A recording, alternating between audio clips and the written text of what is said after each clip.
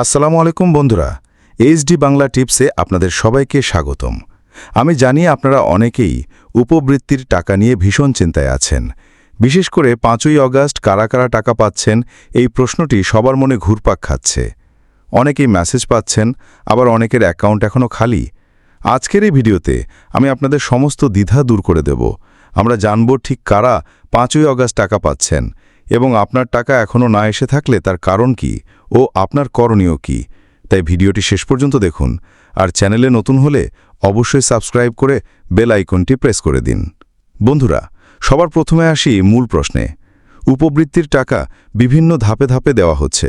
সেই অনুযায়ী আগামী ৫ই অগস্ট তারিখে যে টাকা দেওয়া হবে সেটি শুধুমাত্র প্রাইমারি লেভেলের ছাত্রছাত্রীদের জন্য। হ্যাঁ, আপনারা ঠিকই শুনেছেন। যারা প্রথম শ্রেণী থেকে পঞ্চম শ্রেণীর শিক্ষার্থী, মূলত তাদের উপবৃত্তির টাকাটাই এই তারিখে বিতরণ করা হচ্ছে। তাই আপনি যদি হাই স্কুল বা কলেজের শিক্ষার্থী হয়ে থাকেন, তাহলে এই তারিখে টাকা না পাওয়ার সম্ভাবনাই বেশি। আপনাদের জন্য অন্য তারিখে টাকা বরাদ্দ করা হবে, জানিয়ে আমরা পরবর্তীতে আপডেট দেব। এখন প্রশ্ন হলো, অনেকে তো প্রাইমারিতে থাকা সত্ত্বেও টাকা পাচ্ছেন না। আমার কেউ 2 বা 3 বার টাকা পেলেও আপনার একবারও আসেনি। এর কয়েকটি গুরুত্বপূর্ণ কারণ আছে, চলুন জেনে নেই। প্রথম কারণ, একাধিক আবেদন। অনেকেই ভুল করে বা না জেনে একাধিক স্কুল বা প্রতিষ্ঠান থেকে উপবৃত্তির জন্য আবেদন করে ফেলেন।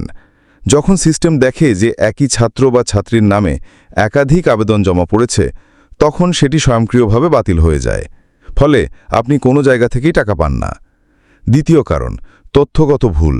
আবেদন করার সময় আপনার দেওয়া বিকাশ বা নগদ নম্বরটি যদি ভুল থাকে, বন্ধ থাকে, অথবা আপনার অভিভাবকের জাতীয় পরিচয়পত্রের সাথে নম্বরের রেজিস্ট্রেশন না মেলে, তাহলে টাকা আসবে না। তৃতীয় কারণ, স্কুল কর্তৃপক্ষের সমস্যা।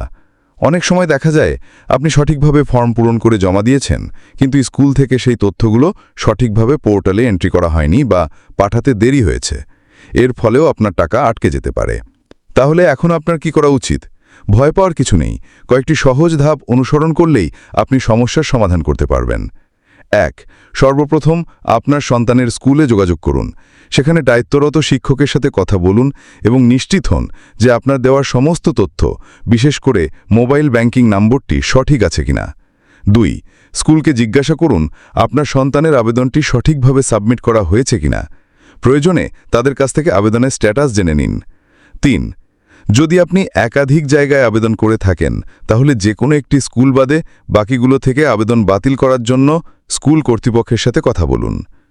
এই কাজগুলো করলেই আশা করা যায় আপনার বকেয়া সহ সকল টাকা পেয়ে যাবেন। তো বন্ধুরা, আশা করি উপবৃত্তির টাকা নিয়ে আপনাদের সমস্ত কনফিউশন দূর হয়েছে। মনে রাখবেন, ৫ই অগস্টের টাকা শুধুমাত্র প্রাইমারি ছাত্রছাত্রীদের জন্য। আর টাকা না পেলে দুশ্চিন্তা না করে সরাসরি স্কুলে যোগাযোগ করুন। ভিডিওটি যদি আপনার উপকারে এসে থাকে, তাহলে অবশ্যই একটি লাইক দিন। আপনার মতো যারা সমস্যায় আছেন তাদের সাথে ভিডিওটি শেয়ার করুন। আর এরকম দরকারি সব টিপস ও আপডেট পেতে এইচডি বাংলা টিপস চ্যানেলটি সাবস্ক্রাইব করতে একদম ভুলবেন না। দেখা হবে পরের কোনো গুরুত্বপূর্ণ ভিডিওতে। সবাই ভালো থাকবেন। ধন্যবাদ।